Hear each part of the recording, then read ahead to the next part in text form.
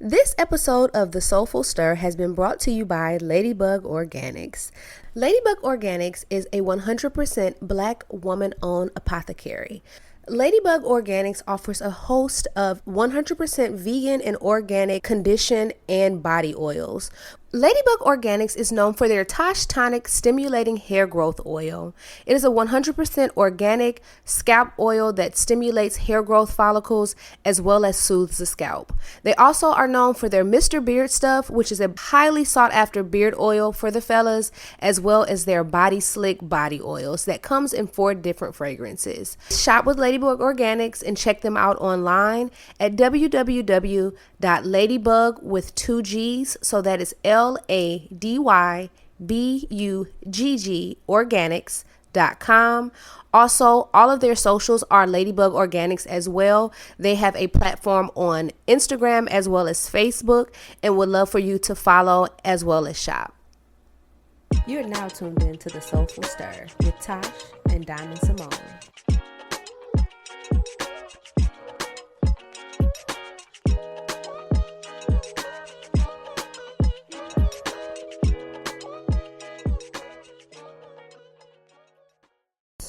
Let's get it. All right, we live. Is I'm on here? You's on there. Welcome to another. Oh, I was just about to say, what's up, y'all? Hey, y'all. Welcome to another episode of The Soulful Stir. I'm Diamond Symoné. And I'm Tash. What's up? What's going on with you, Tash? Oh, nothing much. Nothing at all.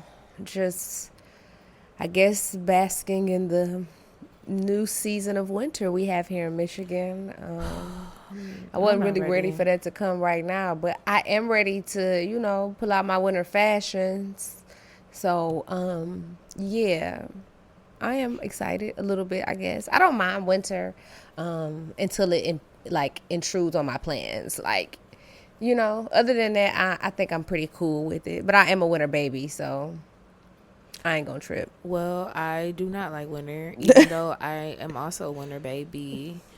I just can't deal with the cold. Like, I don't like being cold. I don't like nothing about it. I don't like the snow, the ice, none of it. So the fact that we got snow today is really bothering me, honestly. And I'm like, a part of me is in disbelief every season that we get snow.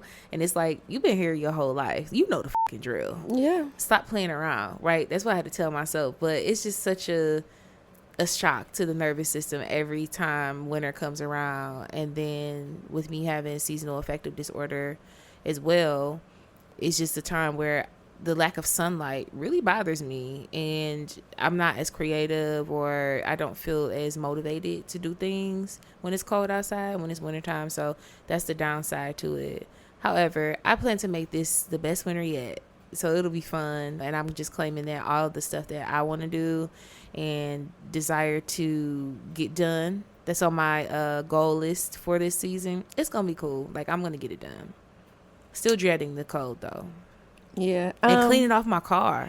Well, I do hate that part of it, but I will say that the things that I was focused on getting done this season, I don't have to do anymore because they were all kind of surrounding my car. And now, y'all know I got a new car, so I don't have to do it no more. You know what I'm saying? Like, I literally was going to have to buy, I literally was going to have to go out and get like 4 new tires. You know what I'm saying? Like, I was going to have to do some stuff, you know what I'm saying, to winterize my vehicle. Are you going to sell your old car? Yes, I'm absolutely going to sell it. I want to buy it.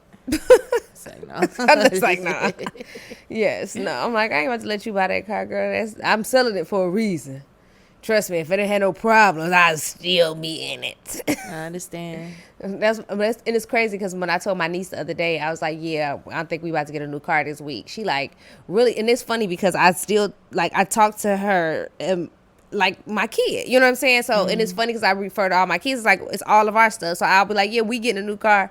So she like, what we getting, blah, blah, blah. She's like, what, why we got to get a new car? And I was like, cause I'm having some problems with my old one. And like my air compressor went out this past summer in the Acura. It's just been like weird. So I was like, nah, girl, we got to get a new car. She was like, oh, okay. Like, I guess, because she was even like, that ain't even your style. Like, you not going to get no new car if you don't have to. And I was like, nah, because I truly believe in getting the value out of whatever depreciating asset I am forced to buy. And unfortunately, I'm a person of the world who needs a car. I'm the same way. Like, people, have this question mark sometimes. They're like, well, when are you going to get a new car? And I'm like, I bought my car. I own my car. And I love not having a car note. And there's absolutely nothing wrong with it. Like, it's loaded. I got a sunroof. All the things that I need. All the tech.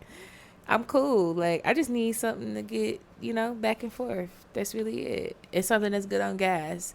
But I'm with you 100% on just getting the value out of the things that you pay for. Mm-hmm. I don't think that I know for a fact, we're not from a society where that is gladly, appreciated or well taken in by the people around us. Most of the people want the fancy car, the brand new, fresh off the lot. But as soon as you drive it off the lot, it starts to depreciate in value. So I'm cool with a certified pre-owned, because I just feel like I'm actually getting more bang for my buck in that way.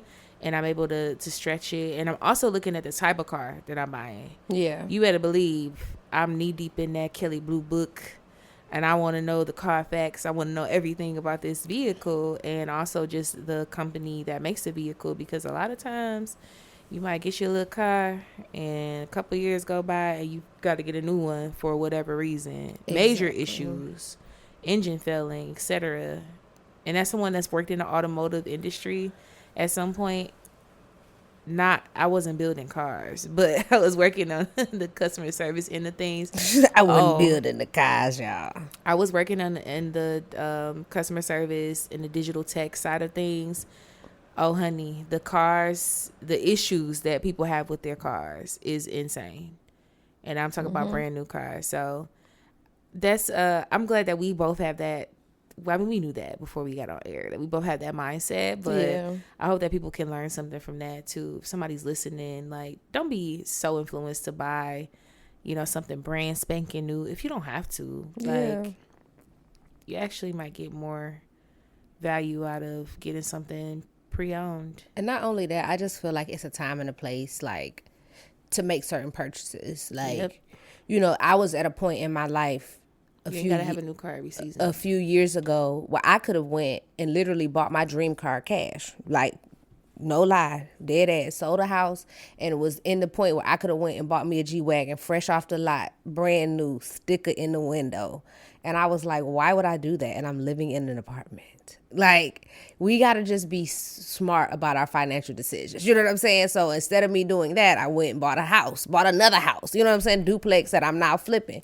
So, like, it just made more sense for me I just always agree or believe in foregoing certain desires for the long term. Like, yeah, you want that cute car right now, but are you going to feel that way when you got to go put $400 tires, you know what I'm saying, on it, when you got to go put all of this work into it and different stuff? And I just feel like before I make certain types of purchases, I need to be at certain levels of my life as far as like credit, savings, assets and things in an investment portfolio, because it just don't make sense to spend a whole lot of money on a car when you could literally, I know people personally in real life that have pulled out of a dealership parking lot and got hit before they made it to the like traffic light. Like, wow. Dead ass. Like, happened to somebody I know a few years ago, pulled out of the parking lot and got hit. That would have been my 13th reason. Listen, I just got out of the car and told the person, please back up and hit me again. Just back up and just hit it again from this angle, because I am done, okay? I'm done. Just cut the tape, stop the show. It's over. Take me off. I don't want it. Yeah, listen. That's when you're going to insert that meme at that point, that video. Because that right there that's crazy. But it happens, and that's why I just be like, don't overdo it. You know what I'm saying? Somebody told me too, like recently, they were like, and this is just something that has stuck with me since then. Just because you have it doesn't mean you have to spend it. Absolutely. And I feel like that too. Like, just about like certain things, I do believe in like investing your money and getting a nice return on your investment. It takes money to make money, right? But sometimes people just want to buy stuff and just be frivolous with their spending. And honestly, it's not really, I feel like, I guess if that's temporary satisfaction, that little boost of dopamine you chasing is good for you in a moment. But at the end of the day, like, is it really worth it? Are you really going to be satisfied in the long run of things? So, yeah, she said, just because you have it doesn't mean you have to spend it. And I don't need to be a person that spends because I just don't need to do that. Yeah. And it's funny, like, and I know we went all over the place. Well, not really, but whatever. This is a conversation that needs to be had because I'm guilty of this all the time. We got to stop feeling like we got to buy a whole new wardrobe to go out of town. Like, oh, yeah, no. Like, I was so guilty. Like, I used to, like, literally order a whole bunch of stuff, try stuff on to get ready to go out of town. And what's really even crazier is that I'm not even talking about, like, going out of town with my family to Atlanta. I'm talking about I'm ordering stuff to go to Brazil. I'm ordering stuff to go on a cruise. I'm ordering stuff to go. And then I thought about it. I'm like, I'm never going to see these people again. They never even seen my closet. They haven't seen what I had last season and the bathing suits that I bought last year that I didn't get to wear. And we talked about that on another episode before. I was like, about packing and just traveling and doing that. And I thought about it today because I'm going on another cruise in December. My cousin's cruise we always go on. And we going on the cruise. And I was like, I ain't buying nothing except this, like, outside of the stuff that they want us to, like, match and wear together as cousins. I'm not buying anything new because guess what? None of these people in Catalina Island have seen my clothes before. And if they have, it doesn't matter. I don't take designer stuff, especially on no cruises. Listen, I'm not taking no bags. I'm not taking nothing. I'm taking a Lululemon fanny pack. Okay? I'm taking some phone chargers, some bathing suits, some little leggings, some t-shirts. That's it. I'm not doing all of that no more. And a lot of that comes with getting older too. We just realize that some of that stuff don't be necessary. You know what I'm saying? But yeah, we just got to stop buying so much stuff. And it's funny that my cousin said before, we were in church one day and she was like, whatever you need is already in the house. Mm-hmm. And she was preaching a whole different sermon about something totally different. But I applied it to just real life. And when I tell you that has helped me save so much money in the last few months, because I be like about to buy something, or even if I'm out, I'm like, I'm about to stop and get something to eat on my way home. And then I think about it and I'll be like, hold on. You got food at home. You could just heat it up. The amount of time that it's going to take you to roll through a drive-thru or sit at a restaurant and wait on them to prepare you a to-go meal. I could be at home heating my stuff up in the air fryer, in the oven, toaster oven, microwave, however I choose to do it. And I've already cooked it. I've already paid for it. That's true. It's already ready. I already got it at the house. Like, I don't need nothing else. Yeah, I do the same thing. And, like, I just try to remember, like, actually how I've been sticking to my budget is I tell myself, like, oh, I don't have money for that. Yeah. Like, I don't have money for that. Like, yes, I have money. I'm abundant. And I believe that. But I don't have money for me to stop and get me a little something, like a little snack. Like, no, actually, you got plenty of snacks that you just went to the grocery store and bought. And you got food that you went to the grocery store, bought, and cooked at the crib. Absolutely, that's what I'm saying. So why don't you go and eat those meals that you already prepared and, be mindful. So that helps. And then the other thing that I wanted to chime in on with you saying, like, in terms of wardrobe, the things that we have at the house, this lady on social media, I saw her post, and she said, it's not that people don't have clothes in their closet. We just need to start reimagining our clothes in our closet. And if we do that and we walk with that practice, then you will see that you can actually, most of us can get a lot out of what we have in our closet. And so I try to apply that concept to when I'm getting dressed too, of just thinking, like, how can you reimagine those slacks that you have, those satin cargo pants that you have? Like, oh, okay, I can pair that with this leather jacket that I have, and, this other top that I have. All of the clothes that I buy to this day, like, I would say within the past 5 years, I would not make a purchase of clothes or shoes if I can't see me wearing it at least 3 to 5 different ways. Yeah. Like, how can I get the max, like, out of what I'm about to purchase? And if I can, then I'll buy it. But more recently, I will say that I've been more into building a capsule wardrobe for that reason, where I can take a few basics and mix and match them and get the most out of what I'm wearing. But either way, when I'm packing and traveling, the bare minimum me, okay? I really if I can get away with a carry-on, then I'm going to pack what I can get in a carry-on and just be on my way. And then I might, from depending on where I'm at, I might give me another bag while I'm there. Like, like a little, and just buy local. Maybe I'm going somewhere where I can thrift, like going to New York and they got good thrift shops, which I need to, that's a whole nother episode. Because I thought I was going to go thrifting in New York. So I saw those prices and I'm like, these are not thrift store prices. First of all, we're going to talk about that on the episode. But let me tell you how somebody had me really, really, when I tell my, they had me really messed up like 2 weeks ago. So I asked this man to take me on a day date to go thrifting. He like, yeah, we could go on Friday. And I was like, but don't you got to work on Friday afternoon? He like, yeah, we could go in the morning. And I was like, you obviously don't understand what thrifting is, sir. You obviously don't understand what I just asked you. I asked you for a day date. Sir, that means I need you to drive me around to whatever thrift store I choose from sun up to sundown with stops for food and snacks in between. Because he definitely tried me to my we could go in the morning before I go to work. So you mean I got to be rushed? Yeah. Like, who does that? I think that sometimes people just don't be thinking, like, they just, oh yeah, I'm so pressed to hang out that I'm not even thinking about the logistics of the day. Yeah, I was like, of how this is even going to work. Don't just throw a date out to me. Like, be mindful. I was like, how we gonna do that? And be mindful of all things. Be mindful of my schedule too. Yeah, how we gonna do that? Because I be having things to do. But yeah, that's really interesting. To be completely honest and just say, like, in terms of what I got going on, it's been a lot. These last couple of days, I said, if this was a time for anybody to have an assistant, it will be me. I needed a hairstylist, a makeup artist. I needed an assistant to keep my calendar on track, to email people. I needed all of that because the last week, I would say, has been just, I've been on ziggity boom. Every single day. Like, wake up, and that's going to work. That's, having just the things that I got. Why they so rough with each other? I don't like that. Sorry, we're watching a football game, and they just be so, like, just don't grab on my jersey like that.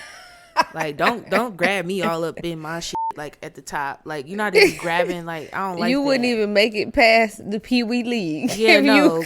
Grab me and slam me. And no, I'm taking this and that's all because off. And that's all because you just did something good and we're really happy. That's what that means. Is I'm shaking the shit out of you by your shoulder pads because you just won us the game. And that's what I'm saying. They're happy in this moment. Imagine, like, you see what they do when they're not happy. And when they want to tackle you and make sure that you don't get across those lines, like, no, I'm not playing with y'all. No, this is such a high contact, rough sport. Just sit down a little bit. But yeah, I needed an assistant. It was a lot of things that was just going on, just changes that were made. A couple people did cancel meetings that I was supposed to have, and I was so happy because it gave me more time to work on the other things that was already on my calendar. However, I did have a wonderful time at the Macomb Delta's event. Their fundraising event was a success, and I was a live artist for the evening. It was such a vibe. Like, they had poetry artists, they had vocalists, and everyone was just super cool and loving and very talented. So I was happy. That's my vibe anyway. So it was happy. I was happy. It was happy. I was happy. It was happy. It was happy. It was happy. It was happy. I was trying to say that. It was happy. It was happy. It was a happy event, though. It was a good time. And shout out to the Macomb Alumni Chapter Deltas for inviting me and for being so kind and sisterly and hospitable the entire night. And shout out to my GP, Makia. I love my GP. She is just so sweet, and she was the main factor who plugged me with this event, and she's been just super kind. Shout out to my sorors. Aside from everything else, we did do a thing this weekend, and we can't wait to share what that thing is. But that was a lot that day. I was running late, and I think Tash was mad, y'all. She's always late, and she told me to be there at 12 o'clock, and she gets there at 12:50. Yeah, well, look, in my defense. And y'all know I be on time all the time. But this is what happened in my defense. So I'm just going to start going places late. I didn't get to plead my case that day. And so I had all intentions on being early. And because this was something that I was like, okay, I need to get there so I can kind of figure out the logistics and see how everything is going to work. But that morning, I woke up with the worst like sinus headache that I've had. And I've also been battling this sinus headache all week. And so I'm like, okay, I got to get up. And then the night before that was the event. I didn't get home until I got home about midnight, and I didn't go to bed until almost 2 because I had other things to do. And so I got up, I had to go to a meeting, and I told the lady, like, I got a hard stop at this time because I got to go home and I got to do my makeup for, my next thing. And so, yeah, that's kind of what happened, and time kind of ran. It was like when Jodeci was in the studio singing that one time when it was on that radio show, and it was like, time is yeah. Like, that's all I kept hearing on loop as I was just trying to hurry up and do my face. And I did my face in like 15 minutes because that's really all I had to give. And so I'm like, shoot, however it looked today, just how it's going to look. And then I had to pack my clothes. It was just a lot. Like, I almost had an emotional breakdown like that morning because I was like, there's just no way that I'm be able to get here on time. And I thought I was going to be late. And I just grabbed like whatever I could get as far as like my wardrobe, et cetera, et cetera. So it was a lot. I do apologize for being late. I take accountability for that. You made time to get them damn James Brown gloves. Though. I wasn't forgetting those. I set those out. Made time. No, those I set out. Those I set out. Hey the guys, night before. You should be happy to know I took pictures with James Brown yesterday. In real life, it was not AI and it was not a hologram. And James Brown was in the building. Oh my God. I'm getting ready to do my thing. Y'all gonna let me do my thing?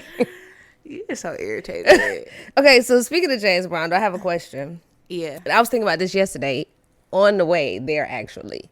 So if you had to describe yourself as a person, or describe your personality as a specific gender from a specific decade, how would you describe yourself? Like, for example, and you may agree with this, you may not. I think my personality is a mix of like a black woman from the 70s and a 90s dope boy. Like, I think that's a great mix of my personality. You know what I'm saying? Because I'm going to get money with morals, but I'm free. You know what I'm saying? Like, I cook good. I keep house like an old lady. You know what I'm saying? I like real funky. You know what I'm saying? And I think black women in the 70s were just real spicy. They spoke their mind like a Pam Grier-ish type of woman, you know? And that just... It just, like, for some reason, I don't know why I was thinking about that, but it was like, I feel like I am a mix of like 90s dope boy and black woman from the 70s, like specifically blaxploitation film type black woman. Like, you know what I'm saying? Real spicy. Like, who you talking to, you Jive turkey? Because that's my man, Jack. You know what I'm saying? Like, that's what I mean. Who you talking to, Jive turkey? It's crazy. You ain't got nothing on my man. That's my old man, Jack. You know what I'm saying? Like, with some tight bell bottoms on. Like, I see that as me. I can see you doing that too, which is why it's so funny. Who you talking to, Jive turkey? So that's a good question. I don't know because so many different things come to mind. I do know for a fact that I will be black in any oh yeah, for sure, like any time frame. Like, I'm definitely black.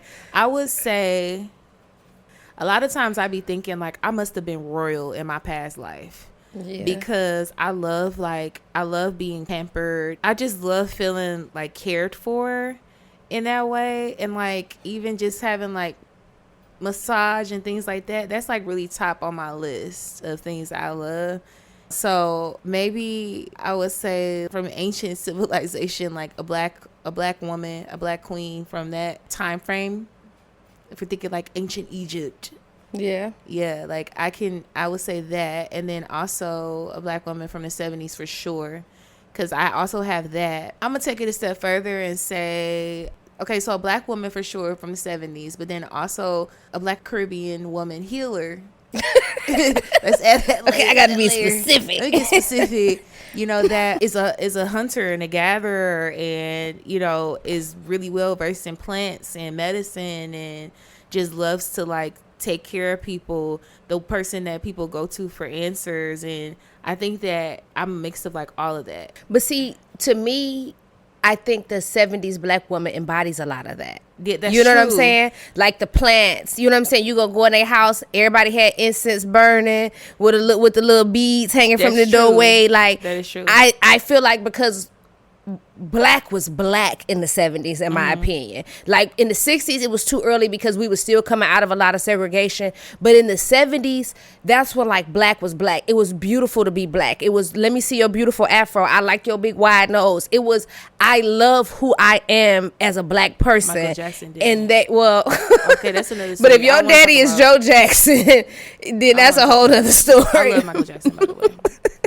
This is a Michael Jackson like stand podcast. I just said it. But yeah, so I feel like the 70s was that embodiment of that. Well, you got to think about it. He did in the 70s. He didn't change his nose until that happened in the 80s. That's true.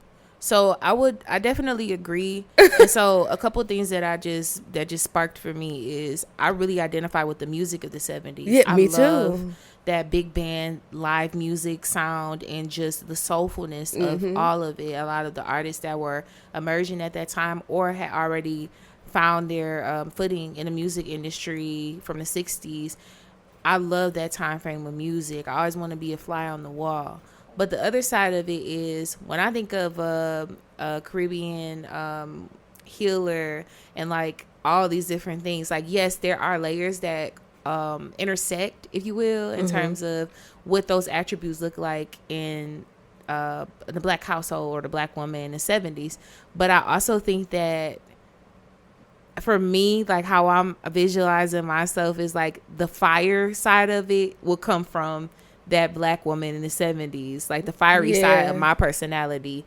When I think of like Caribbean healers, I think of like my grandmother who was, she got a little fire, but she's also like very calm. She was somebody that people went to for answers, for guidance, that was really warm and, you know, loving. You still got that loving side with the 70s woman, yes, like you get that, you get that warm love, but you also get that fire, that accountability, that in your face kind of aspect. So I think I know that I definitely have that too, and so that's why it makes it a little. It's difficult for me to just pick just one, like you know. We multi-dimensional human beings, so we got all these different things going on that kind of make us. But I would say those three. So an ancient Egyptian queen, black ancient Egyptian queen, obviously. If they're Egyptian and ancient, that's a whole nother conversation. Okay, for another day. Black woman from the 70s, black ancient Caribbean healer woman. I'm sorry, y'all. I'm so sorry. I'm really caught up right now. Those of y'all that know me, y'all know how much of a sports fan I am. And how much I absolutely hate the Falcons. And I just knew that the Colts were about to take the Falcons up through there right now. And I am watching this game in real time. And I am literally stuck. Like my face is frozen. That end of regulation just ended in a tie. For the women who don't like sports, don't understand sports, please just ignore whatever I just said for the last 2 minutes. But this is crazy. This is insane. And I know some of my Falcons fans, my brother, a few people are going to listen to this podcast and they're going to laugh at me. And I don't care, but I'm frustrated because this was not supposed to happen. This was not supposed to happen. This was not supposed to happen that way. Like ladies, I'm going to say this. I done told y'all before how to get the men's with the monies. But I'm telling you, and it's funny because my dad said he told his female friend that the other day. He told her, I guess she's single, and he told her, like, you need to go to a sports bar and hang out. You know, different men do different stuff. You need to go hang out somewhere. It's going to be a lot of men there. And I'm telling you, ladies, the best thing to do is find you a sport. It don't got to be football, but find you a sport. You know, football is fun, and I like football. Don't get me wrong. I think it's money in every sport, but if you really want the men's with the monies, I think I need to start a segment called the men's with the monies. But I digress. But if you really want the men's with the monies, you need to get into baseball and you need to get into hockey. Okay, Yeah, get into true. a little bit of golf. Baseball for sure. But baseball, because let me tell you something. Not only are the players paid, but the people who like baseball paid, okay? The people who like hockey paid. The people who like golf are paid. You go to somewhere, I'm the best advice I can give you is go to a cigar bar, but it stank, okay? It's real funky up in them places. And last time I went, I was upset and I didn't want to go back. And if you don't want your good hair weed smelling like weed and liquor spit, don't go to the cigar bar. But I digress. Weed and liquor spit is insane. Because it's like going to the club and you ain't gonna like that. But you know what I'm saying? Go to somewhere nice. Like, you don't have to go, like I said, to no ghetto little sports bar. You can go to an upscale one, but know something about something. You know what I'm saying? Just talk to him about the team from your city. I don't know. Talk about something. Ask the man to teach you about the sport if you don't know. But that's one surefire way. Look at that. He got blood all in his mouth. Ooh, I love football. It's just rugged. No, it's just like aggressive. But yes, ladies, just ask the man to teach you football. Like, you know what's crazy though? Like, I don't like football because how rough they be, but I can watch boxing. That's crazy because I don't like boxing for that reason. I feel like it's just stupid. Like, I'm about to really sign up unless somebody just punch me for hours. I went to a Are you crazy? I went to a boxing match in Dumbo when I was out in New York, and it was very interesting. It was multiple matches that night, and when I say they were in there fighting, like some of them were really. I could see them being in the professional leagues and like really going at it. But yeah, it was cool though, like to be immersed in that kind of experience in New York. But I like boxing, like I don't mind watching it. But when they just so rough, and like I guess like I feel like they don't have to be as rough in football, but they are. Yeah, like in my mind, that's how I think. I don't know, could be completely wrong. I mean, I think some of it is necessary. It like, yeah, I mean, you do want to stop the man from getting the ball to the other side. I get that, but do all of y'all got to pile up on him like that? No. Yeah, because you got to think about it. If you ever really pay attention to a game, if only one person tackle him and he still got the ball and he's sliding from up under it and get up and take off and keep running on your ass, what you gonna do? You have to stop them. You have to stop them from moving. It's plenty of times where somebody has thought they've tackled somebody, they've grabbed them, and the person is slid out of shimmy. The Lions are good for that. What's his name? Amon-Ra St. Brown, he has that down pack where he'll slide past somebody in a minute. Jameson Williams is real good at that. They can slide through a little crack. You'll see 3 defenders coming at him, and he can pivot and go the other way, run through them, all kinds of stuff. So you got to get them down. Literally, you got to keep them down until the ref blows the whistle and calls it. So you know that that's the end of that drive. If not, you might end up messing up. Well, if you think they done shook him because he ran that good touchdown, imagine what they gonna do if he only hold the person down and let them turn over and keep that ball and run it again. That's why it couldn't be me. That's exactly why. They're gonna knock him out that damn helmet by the time the game over that night. My kid, like, if I ever had a son, he can play baseball. Oh, absolutely not. My son wasn't gonna play football. He'll play baseball. Oh yeah, my brother's a baseball coach, so he was definitely gonna put my son in baseball. But we had worse in soccer. I used to play soccer and softball growing up. So but I also played intramural football when I was in law school too. So I played everything except basketball. So that really don't count. But we had Royce in soccer and he loved it, but he just liked to run. And I used to kick the ball. I used to teach him how to like head the ball and dribble on his knees, all kinds of stuff. I mean, he was too little to do it, but I was teaching him. Yeah, no, that's a good thing. I mean, soccer is definitely good as well. And knowing my family in Jamaica, they love football. Mm-hmm. They love soccer. So, do we have we actually have a listener's choice we want to talk about today. A listener's choice topic for our season finale. Yes. So the topic I'm sorry to cut you off. What? I was just gonna say, like, I'm enjoying that. This episode is not so structured. It's just us free flowing and talking about things that are interesting to us, which we wanted to have some fun this episode and just do something a little different. Yes.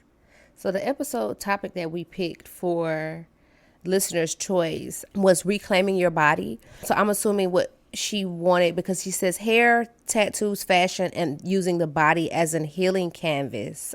And I think that's a very good topic, but it's loaded. I personally think in so many ways, because as a person, let alone a black woman in America that has experienced a lot of trauma, I can say in so many ways I've used all of those things, or I've expressed myself in different stages of my healing using all of those things. Like most recently, like, naturally I've gotten tattoos. I've gotten a tattoo for each one of my kids that I lost. Like, it started with my niece. I got one for my niece, for my son, and for my nephew, my first nephew that passed. I haven't gotten one for my nephew that just passed in September, because he just passed in September. So I've done like the tattoo thing. When Royce passed, I also cut my hair off. I always tend to cut my hair off, I think, when I need a new chapter. Like, I cut my hair off when I was in law school. I cut it off when Royce passed. I cut it off before that, before I went to law school, because I experienced a really bad breakup. So like I've done it a few times where I've used like the whole cut and color to like just not necessarily heal myself, but to walk into a new era, to feel like I'm a new person. Because I think a lot of people always say men are visual, but I think women are too.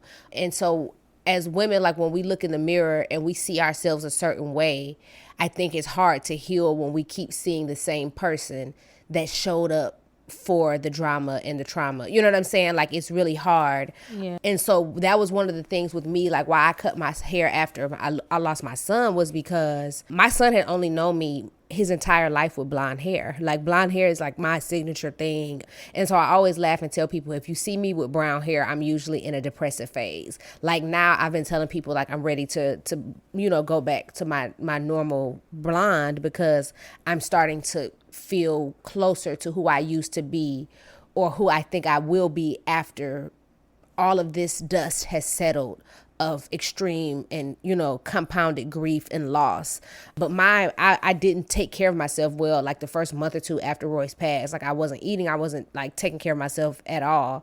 And my hair just started to suffer. And so I also wanted to just get that memory, like not the memory of my son, but like just that feeling off of me. And I felt like the only thing to do, or the first place to start, was to cut my hair, because if I looked in the mirror and I saw a different person, I wouldn't feel like I look like, to me, I felt like I looked like a mom that lost their kid. Like, I felt like people could walk past me in the store and tell that I was deeply hurt and disturbed, and I didn't want to feel like that. So I felt like if I cut my hair, people would see me as somebody different. Like, you could see my face more. Like, so it forced me to not hide myself. Like, my hair was so long before I lost Royce that I would just like wear it down. It would like cover my face. And so me cutting it off into like a real short pixie cut forced me to like be seen. Like, it forced me to look at myself, for one, and to be seen. And I felt like it made my face glow a little bit more. Like, I didn't want to look like what I was going through. Like, people always say, well, you don't look like you're going through that. And I'm like, thank God, because I'm intentional about not looking like that. Like, I don't, want to look like I've had a hard life, as hard as the one that I've had, and so I think that was a big thing for me. And then even with the body, again, I didn't take care of myself in those few months after Royce, so I struggled. So like, even now, a lot of the incessant working out and going to the gym is now because it's become a habit. And I kind of will say a lightweight addiction, just that, once again, that dopamine, that feeling good of like pushing my body, and it makes me feel like I can accomplish anything when I push my body to these certain limits.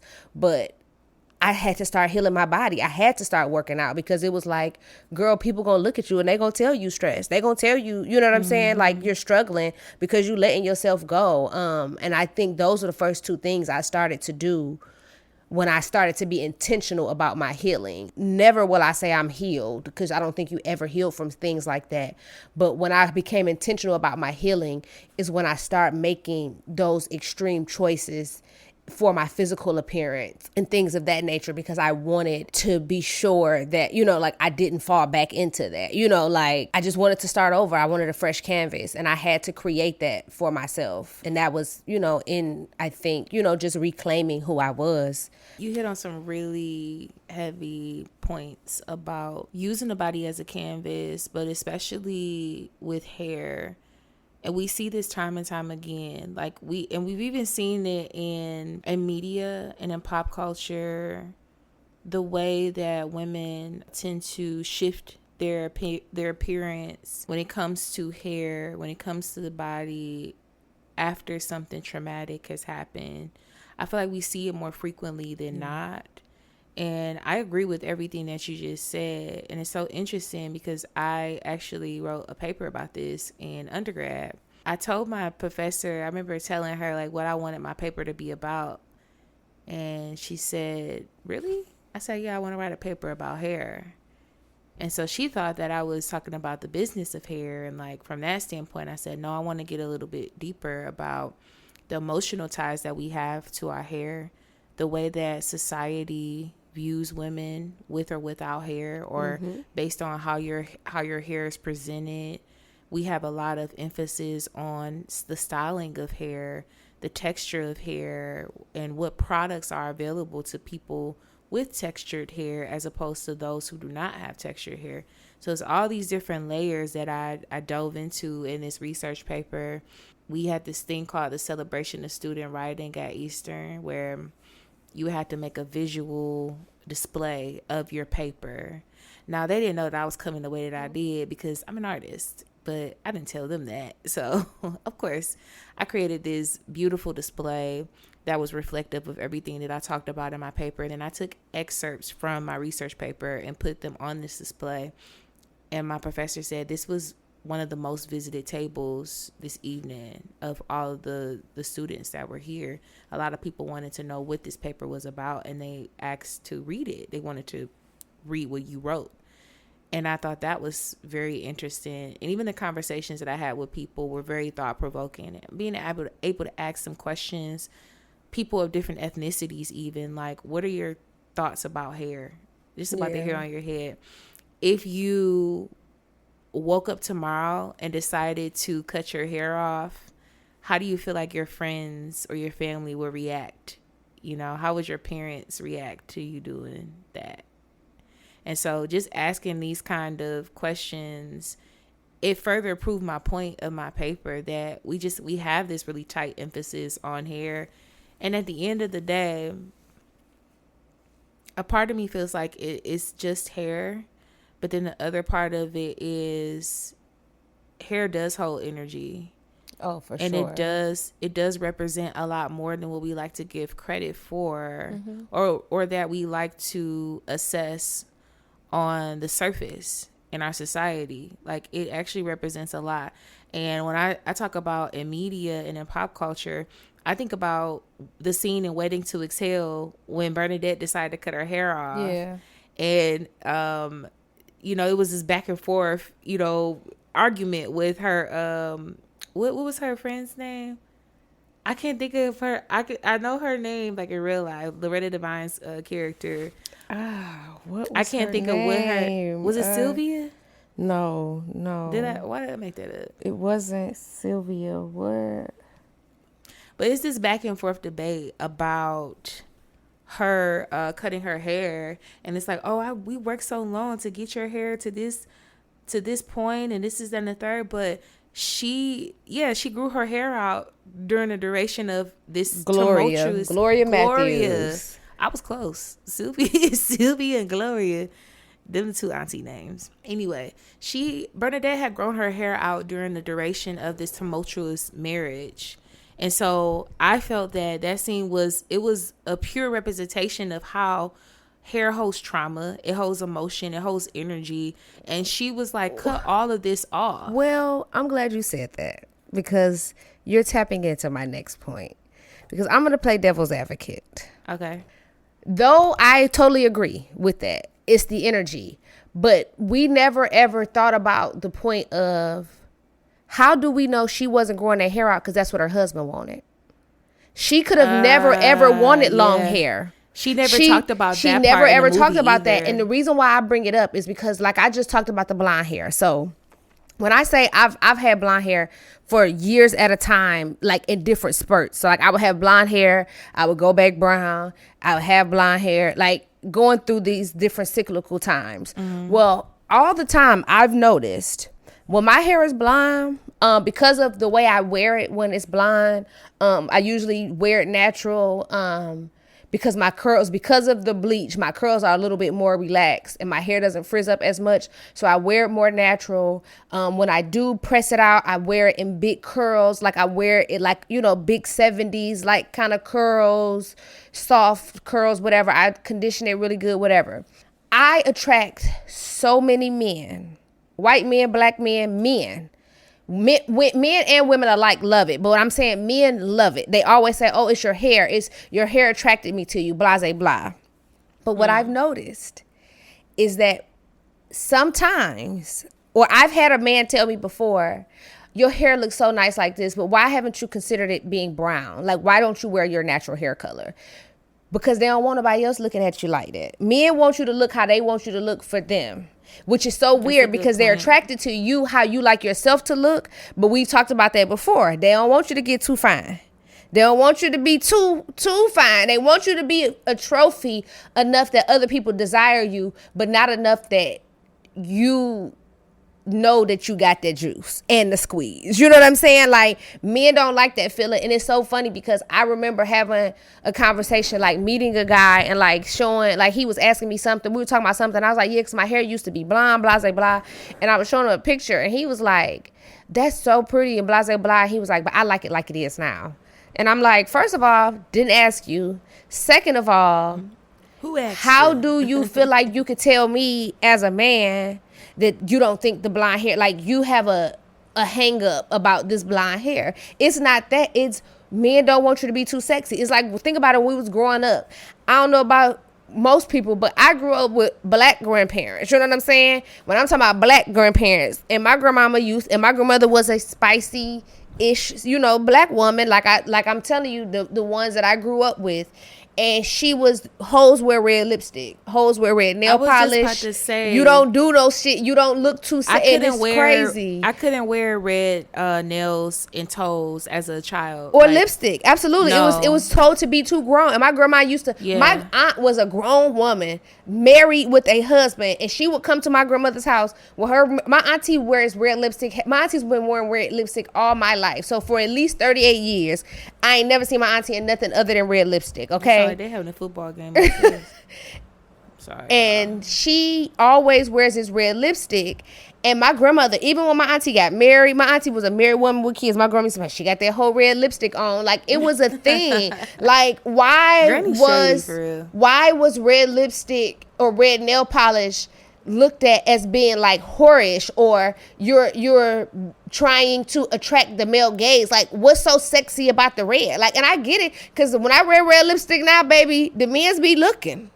Don't let me have a red lip with the blonde hair. It's a whole ordeal. But what's so wrong with that? You know what I'm saying? And because back to our initial, to bring it back, it's sometimes women got to feel sexy to heal. Yeah. Sometimes we're coming out of situations when we just want, and I'm not necessarily saying that a woman out here wanting to date or all the other stuff, but she just want to know she still got it. Like, I don't like to be flirt with, but I like to walk into an establishment and a man open the door for me and say, hey, how you doing? Mm-hmm. Thank you. At least let me know I still got it. I still possess the femininity that I think I require for you to understand that things around me need to be soft. Yeah, like, you need to open doors for me. You need to do this for me. You need to do that for me. Like, I remember going out with a dude. He pulled up. I get outside, and he's just sitting in his truck. And I just stood there. He was like, so what you about to do? I was like, I'm waiting on you to get out your car and open the door. Because what? Yeah. That makes sense. So, to go back to your original point of how do we know that her husband that wasn't something that her husband wanted, that's a really good point, because I was just thinking about the assessment of Bernadette's character in the movie, and seeing how we start to see this contrast happen after she's gone through the divorce and she becomes a bit more free. Her clothing becomes a bit more relaxed. She's and healing. Yeah, she's healing. And so you don't see that in the beginning of the film.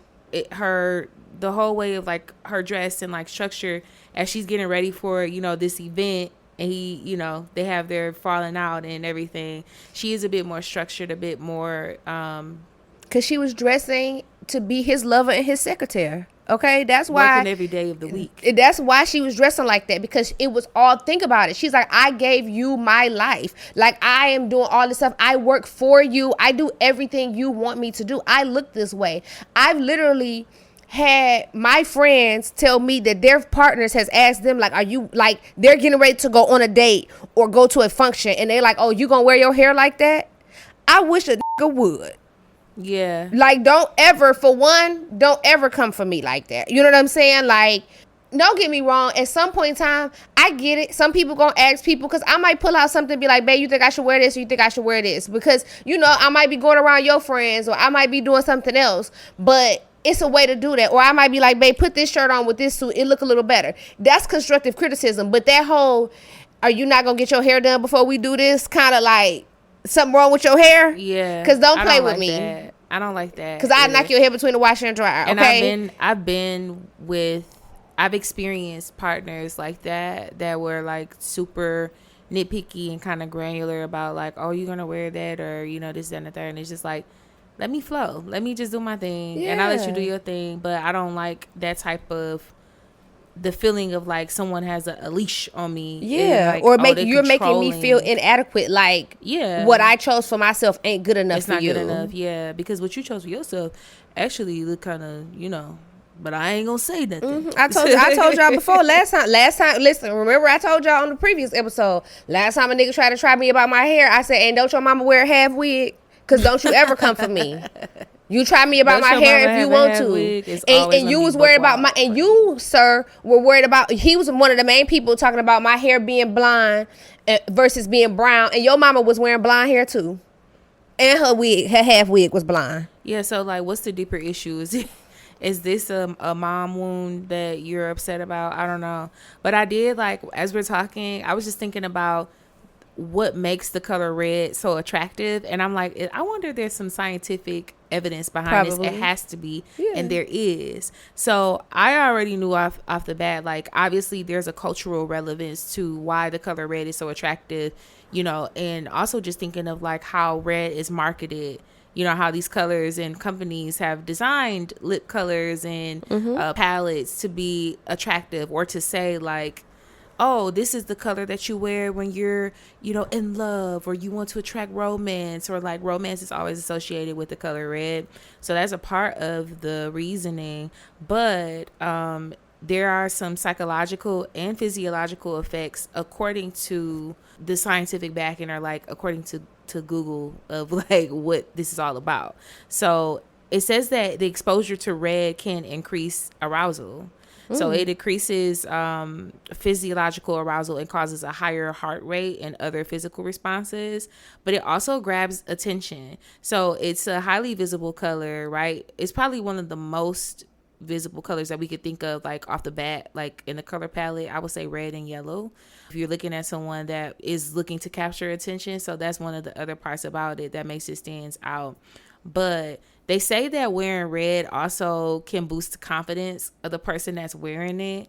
And I feel like it could be some truth in alignment with that, because I'm just going back based off of how I feel when I wear red. I don't wear a lot of red, but lately I've been attracted to more reds, more maroons, in terms of like lip colors, and even just with accessories, earrings and things like that, adornments. I love a good maroon and like something that's warm. It feels very warm and sultry. I like that, but I don't like red clothes. Like I own maybe one red dress.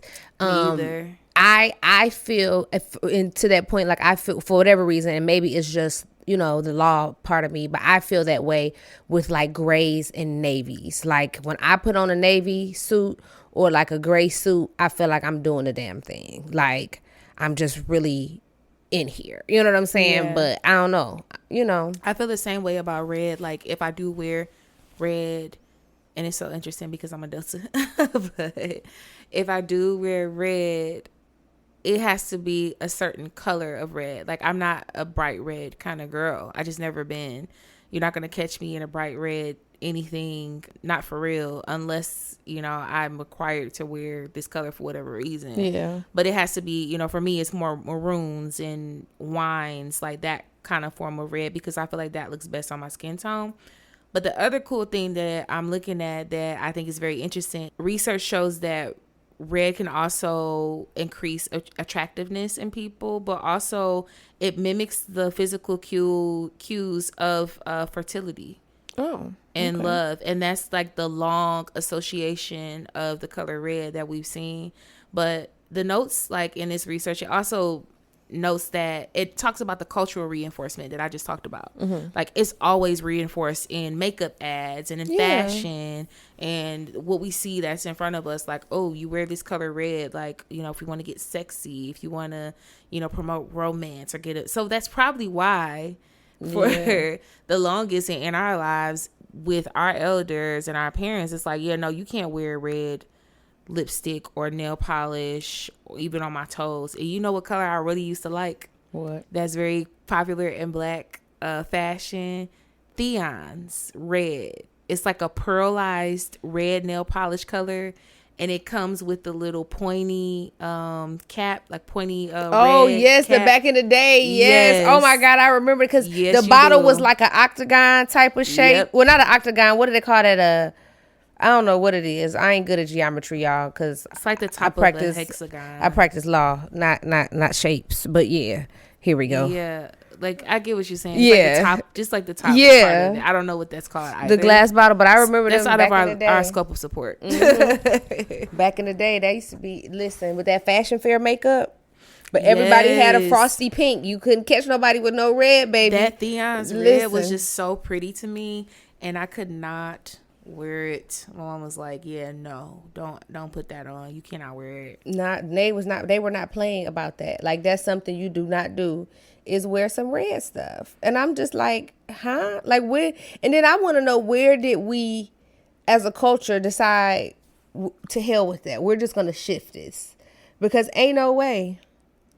I think that the girls who were told that they couldn't wear red, and maybe that was, I do feel like that kind of started with like our generation. I ain't gonna lie, because my mom was wearing red. Like, I think what happened is the girls who were told that they couldn't wear red grew up and became adults and said, I'm gonna do it anyway, and I'm really gonna do it because I can now, because I'm grown.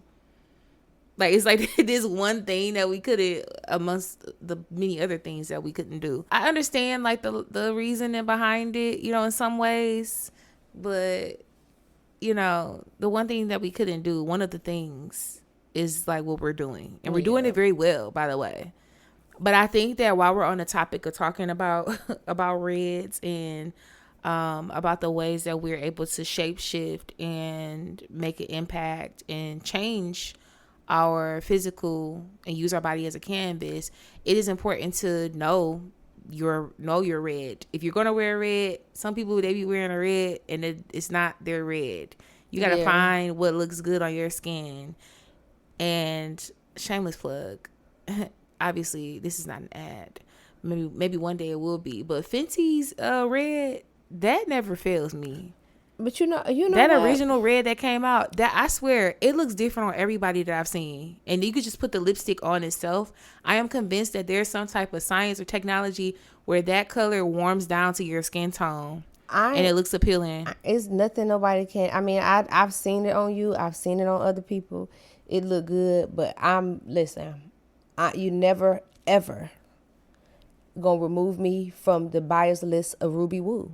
That's my red, and it sticks. And Ruby Woo is good too, though. It works, and I've been using it for I don't know how many years, and I have so many in the house that I keep like an extra box, an extra tube just in case. Listen. Ruby Woo is the OG for sure. It is it. That's it. I don't have to do nothing. No more, no less. That one is gonna get you right every time. Yeah, Ruby Woo is the OG.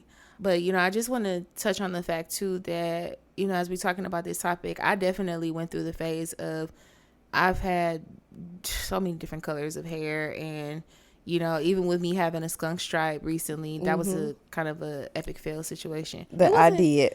Yeah, well, you did the touch up. The original. I should have let her do the original because I fixed it. Yeah, it was insane. My hair shed so bad from that. I'm still trying to recover.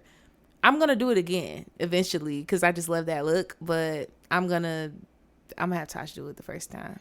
People always be asking me like, how was my hair so blonde and like so strong? I'm like, I bleached it myself. It didn't start going bad till I let somebody else touch my color up. I went to a salon, a popular salon here that's supposed to be good for natural hair, and I let them fuck my hair up. And I was so upset. I said I'd never do it again. So from this day forward, if and when y'all see me with my blonde again, know me and my mama cooked it up in my kitchen, literally. It's funny because I used to do my hair all the time. And then when I got pregnant, we did it the last time that we could while I was pregnant. And Michael was in the house and he was like, this is what it take for your mama to do your hair like this? I'm like, yeah. He was like, this is crazy.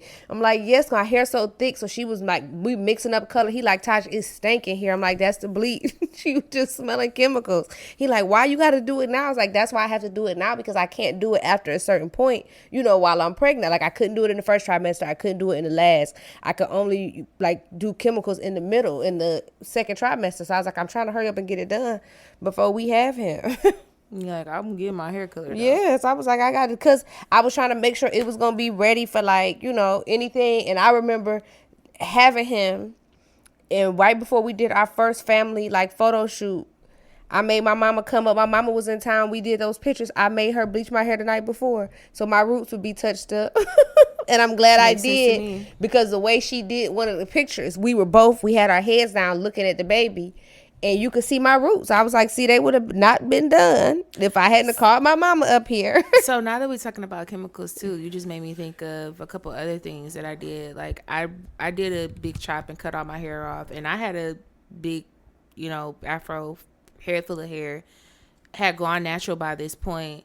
And my mom was like, are you sure? Like, she cut my hair off. I'm like, yeah, I do really want to cut it off. And she's like, well, how short? I'm like, I just want it gone. Like, I had a complete, like, I didn't have a buzz fade. Like, I still had a little hair like a gel down. I was short like that at one point in time too. Yeah, like, but I just a little got bit. rid of my hair. Like, I was just in a season of renewal, of feeling like I had this big hair in college. Like, I had become known, like, on campus for having big hair, big curly hair. And I was like, I don't want that no more. Like, I just want to kind of feel like I was having a rebirth, a period of rebirth, of renewal. So I did. But prior to that, you know, because this just made me think of the fact that I went natural before being natural was cool. Yeah. You know, at that point where I went from wearing a bust down before the bust down was a bust down in high school, you know, with the Remy Velvet, silk press, straight, bone straight. Mm-hmm. Like, that's how, like, I would wear my hair frequently. Or I would just wear my natural hair straight, you know, pressed. And so that was the thing. And I always had a relaxer. Well, one day I was just like, you know, I don't want to do this no more. And so I didn't. I stopped getting relaxers. And two, because I had some breakage from some color that I had. I had I would call it an undercolor. I don't know if that's what you call it. But, like, I just took a strip of my hair in the back and dyed it pink. And it was like a magenta color. So if I wore my hair in a ponytail, you would see that it was magenta underneath. Something creative that I just thought to do. And my mom was like, okay, she didn't really mind. I got a relaxer right after that, broke my damn hair off. So I said, you know what? I'm not doing this again. I think I'm just going to go natural. Now, at this time, you had YouTubers emerging too, where they were starting to show how to do, making content of how to do your hair, how to do natural hair. And My Natural Sisters was one of the big YouTube accounts that I followed. And there were three black sisters from Texas. And they, all of them, I still follow them, like, on everything, because that really changed my life. Being able to see women that look like me, had the same or similar hair textures as me, show me how to do my hair that at this point I was unfamiliar with. Like, because I have been getting relaxers since I was like probably like 6. like in my roots, my mom would do like a just for me little touch up. She would only do my roots. Yeah. And then she would leave the rest of it, you know, as is. But that's a long time for someone to be getting a relaxer to go from 6 until graduating high school, relaxer, in college, no relaxer. A guy that I went to high school with, we ended up going to the same college together. He saw me on campus like with a twist, like I had twists in my hair. Yeah. And he goes, "What's wrong with your hair?" That ain't funny, but it's funny because niggas like, what you mean what's wrong with my hair? What's wrong with your hair? It was such an ignorant comment. At that time, like I was offended, but then I had to sit and think about it like, yeah, we do live in a society where people are hyper fixated on our hair, especially as Black women. And then this is somebody that's never seen your hair in this state. Like, and then it's people also don't only realize seen you with straight hair. The difference too, just depending on where you are. Like Detroit is a hair city. Like for those that don't know, hair Detroit capital. is the hair capital. Where I'm talking about, you know what I'm saying, weaves, colors. I'm talking about show hair. You know what I'm saying? Functional hair. They making baskets out of hair. All kind of. Detroit is a hair city. Like so, I is not saying that it's okay, but I understand, like, especially earlier on, the apprehension some people would have had, because, like, you know what I'm saying? I know some of these people ain't never seen their mama with no natural hair. You know what I'm saying? Like, they ain't never seen this. They've only seen certain things because of what is just normal in the city. You know what I'm saying? Like, just certain things are just regular here. You know what I'm saying? And so now it's a lot different because, once again, we have evolved. Time has evolved.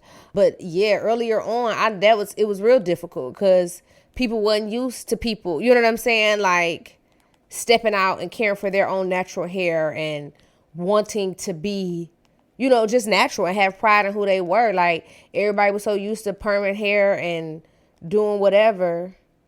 Yeah, like that's the thing. So I had to think about it from that perspective of like, okay, this person's only seen you in one way, state, yeah. But at the same time, I just felt so empowered to just I'm just going to keep doing what the hell I want to do anyway, because at the end of the day, it's my hair and I have the autonomy to do so. Yeah. And so I think that was the turning point for me of becoming comfortable. And I was just like, it's so interesting to see now, you know, how it's cool to have natural hair. At that time, it was like, what are you doing with your hair? Well, are you gonna press it, or what are you? And even my mom, and my mom is a hairstylist. She's a cosmetologist by trade. She was just like, what's going on with your hair? Because, you know, again, always had the hot comb on deck, always had these different things. And I said, I just don't want to do that no more. And she couldn't do nothing but respect it, because I'm not a person that wavers on the things that are absolutely important to me. And that was something that was important. So I think that's one side of it. And then when we start to talk about the artistic spectrum of using tattoos as a way of healing, of commemoration as well, like that's something that I'm working towards currently, working on an idea for me to get a tattoo in remembrance of my father. Yeah.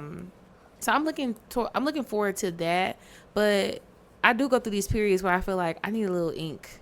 Like I'm overdue for some ink. I wanna get a piercing, like. And that's what's so weird about this stage for me. Like since 2003, I've gotten 3 tattoos. And that's so unlike me, because since 2003? Since 2023. 23, okay. I've gotten 3 tattoos, and that's so unlike me, because I was about to say, how old were you in 2003? I got my very first tattoo probably in 2004. I was in high school. My mama took me. I was in high school when I got my very first tattoo, so that was probably 2004, maybe it wasn't. I don't think it was 2005, because that would have been too close to graduation. I had a tattoo for like a year and a half before I graduated high school. I got my first one when I was 15. Yeah. Yeah. I can't say that I felt like maybe I didn't have any business. So apparently I just counted and I got 9 tattoos. So, and the reason why I say it's weird that I got 3 in the last 2 years, it's not weird because the reason why I got them, so it's understandable. But I used to have a rule that I can only get a tattoo if I've thought about the idea and I still desire it after a year. Like if it's something that I want I would never get an impulsive tattoo. Like I did when I was in Thailand, but it wasn't impulsive because we had it on our list of things to do anyway. But I was like, I'm not gonna get one. I was gonna let my cousins, my friends, everybody else get one, but I wasn't gonna get a tattoo. Well, unfortunately for me, my nephew ended up passing. I got news of his passing while I was in Thailand. So the next day when we went to go get the tattoos, naturally it just made sense. You know what I'm saying? To boom, I can't get something now, so I'll get something in remembrance of him. But even still, I was very particular about what I got because I was making the decision on a whim. Like, I was like, I wanted to get something safe. So that's when I just got the LLR tattooed on my shoulder. But, I got it because it's supposed to be for Long Live Rashad. But like I say all the time, all of our kids have our names, so Raven, Royce, Rashad, now Raekwon. So it still fits, it wasn't an impulsive tattoo that I look back on and was like, oh, I shouldn't have done this, So the tattoos that I've gotten in the last 2 years have been in memory of those that I've lost. But everything else, I usually have to have a waiting period. Like I put myself in a holding period of like, do I really need this? Do I really want it? If I really want it, I want it again next year, And speaking of, I think to segue into a different little conversation, but the same thing. I don't know if I told you that I was considering, I think I told you that I was ready to take my nose ring out. Mm-hmm. But I stopped before I could do it. And everybody's like, well, why won't you take it out? I just feel like it's just a season for me to take it out. But the day that I was getting ready to take it out, I instantly started crying because I was reminded that my niece, Raven, only had her nose pierced because I took her. And this was the one that I got with her. Okay. My sister was like, she could get it, but she was like, I'm not paying for it and I'm not taking you. So, Auntie saves the day. I picked her up and was like, I'm going to take you to the mall with me. We going to go get our nose pierced, and we went. That's how that happened. So now every time I get ready to take it out, I get sad because it's like, this is the one thing that I still have left that I have of me and her that is literally just of me and her that I didn't have to share with anybody. Mm-hmm. And then it also makes me sad because the reason why I have the hoop in, I never ever wore a hoop. I always wore a stud. The reason why I have a hoop in is because Royce is like, when he was a baby and were even like a toddler, he used to sleep with us, and everybody knows he had this really, really big afro and like all this curly hair, and it would catch my nose ring in the middle of the night. Like if his back was sleeping towards me, his head would be in my face, and it would catch the hair on my nose ring at the middle of the night. So I would wake up a lot of mornings and my nose ring would be in his hair, or it would be in the bed, like, because he would start moving throughout the night and it would snatch it out. And I would always, so I went through that several times, like finding new nose rings, all this other stuff, because his hair would always pull him out. So I put the hoop in because that was going to stop his hair from pulling my nose ring out. And so when I changed it, when he was little and I changed it, he said, oh, it's pretty, mommy. So he would always like try to play with my nose ring because it was a hoop now. It wasn't just a stud. So whenever I get ready to take it out, I haven't made it to that portion of my healing where I can take it out and I don't get sad, because now that's the one thing when I look at my face, I instantly think of Raven. You know what I'm saying? Yeah. When I move my nose ring, when I take it out to clean it, I think of Royce, because I think of all the mornings I had to wake up and find it in the bed. He had to help me find it. Here, mommy, I see it, because we was looking for it, because he used to pull it out at night. Not trying to, just his hair, he would get caught in his hair. So like, it's funny how healing is not linear. Like, it'll make you do different things at different times. Now I'm at a place where I can get rid of a lot of stuff. But once again, this nose ring ain't it? And that's just kind of one of the ways that I've even kept glasses that way. We talk about fashion, but it's certain like shoes that I would buy me and Royce that match. Like we would have that I didn't get rid of his shoes. And I kept mine. I won't even wear them myself now because the last time I wore them with him. We wore them as a matching set. It's just certain things that people don't realize that go into that healing journey. Like we talked about with the fashion, with the hair, with the bodies, just with everything. Yeah, and like all of it is radical and intentional, and it's a reminder that healing is that as well. It is radical, it's intentional. Sometimes it's impulsive, and sometimes it comes out and for me, like feeling like I just want to go get a piercing and I just want something that's different, or Or, I want to just let this close and I don't want to have this anymore, Yeah. So maybe it's the other side of that, adding art to your body and understanding that art is a form of expression and using the body as a canvas in that way. And also, I think about getting pieces that tell stories, where someone may ask you, like, what does that mean on your shoulder? Yeah. It gives you a chance to talk about your children and also to tell the stories that keep their legacy alive. Me getting this tattoo for my dad, it would do the same thing, give me a chance to tell a story or, have these shared conversations with people who genuinely are just interested in this art piece that they see on you. Yeah. So I think it's a way for us to carry the stories with us. But with you saying, like, you were thinking about taking your nose ring out, it just made me think of the other side of the spectrum of, sometimes it's removing the tattoos or getting rid of the nose ring. I follow a beauty influencer who recently just shared that she is going through the process of removing a lot of her tattoos, and she was tatted up. Yeah. And she's like, I just don't want them anymore. And, but she said that she's not getting rid of all of them, just like some of them that she just doesn't feel like it fits the narrative of her life anymore and how she wants to move forward.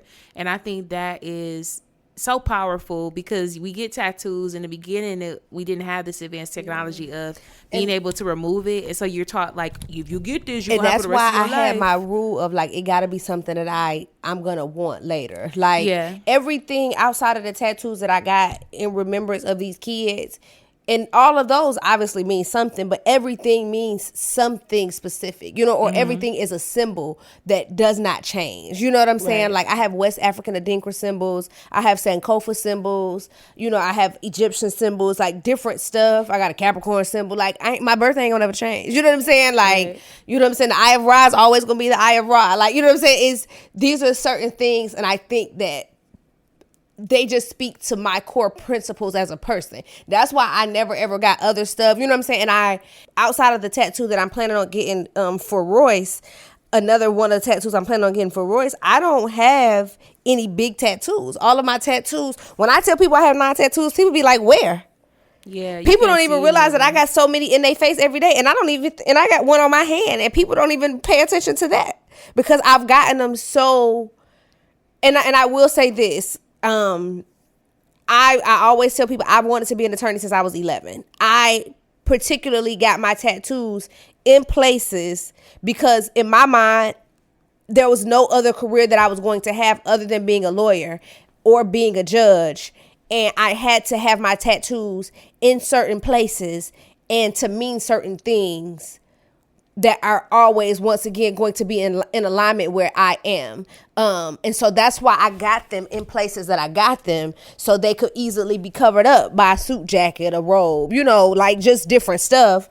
Not that I'm ashamed of them, because at any given time, I'll explain them, I'll show them, it's whatever. But I just wanted to be, and even though now, once again, we live in a society, like you said, that it doesn't matter anymore. You know what I'm saying? This was over 16 years ago. This was over 20 years ago when I first got my first tattoo. So I was 16. It wasn't a lot of tattoo removals, and I didn't know that it was going to be, felons becoming presidents and, judges and shit like that. So I didn't think of that. I was, once again, always, I was trying to express myself, but stay on the straight and narrow and stay within certain limits of respectability politics, in order for me to, get where I have to go so I can infiltrate these spaces and get in there and show them I'm a for real. Because that's really all I do. I play it real cool. And then once I get in there, I kick the door in. Like the other day. You know what I'm saying? There's no reason why I should be in the state of Michigan office listening to Chi Chi Man. Okay? While I'm prosecuting lawyers, I'm listening to Jeezy. I'm listening to the Ghetto Boys, UGK, 8-Ball MJG. I'm doing the most nigga of shit while I'm at work. Yeah, well, doing the whitest of white jobs I could ever have. Balance, I love that for me. Balance. And guess what? For me, my takeaway from that is the fact that you listen to that kind of music and that music resonates with your spirit, with your very Black experience of living in this world, on this planet. It does not take away from the fact that you are also immaculate at your job and what you do, you're also very well equipped and educated, and you are the person for the job. Like, Absolutely. period. So it's so interesting that two things can be very true at the same And time. you know, that's And my yes, motto too. if It's I work as always hard to get into that position, of course I'm going to be in my office listening to what I want to listen authentically to. me. I'm in there authentically myself, but also, within reason of professional, standards and boundaries, which we know that you uphold. But it don't mean that two things can't be true. Like, yeah, I like UGK, and I'm also in here and going through these documents, Yeah. preparing to go to court in a few. Like, it's the truth of everything. So I'm glad that we have that autonomy in our Yes. experience, and we Listen. can be professionals, but also recognize that we are who we are organically, and we can be who we are organically in every space as Black people, and not have this cloud hanging over our head, making us feel like we got to be something else. We got to show up as other than what we are in real life. Yeah. You have to pretend to be interested in something that you are not interested in. And there's so many other things that fall under that. So shout out to you for remaining who you are in the process. But I think that this concludes our episode for our season finale. 33 episodes, y'all. 33. We did that. Yes, we have 33 episodes, and I'm so proud of us for launching this podcast and making this a thing, bringing it into fruition, and being consistent. Like, we have been very consistent with putting out these episodes, and we've gotten a lot of great feedback. We can't thank you all enough for the support for this season. I do want to share that we are going to take a brief little break just so that we can prepare to go into season 2. But season 2 is coming with a bang. So get ready and gear up. Put your snowsuits on. Get ready, get ready, get ready. Whatever you need from wherever you are. But yes, this has been yet another episode of the Soulful Stir. Chat very soon. Catch y'all later.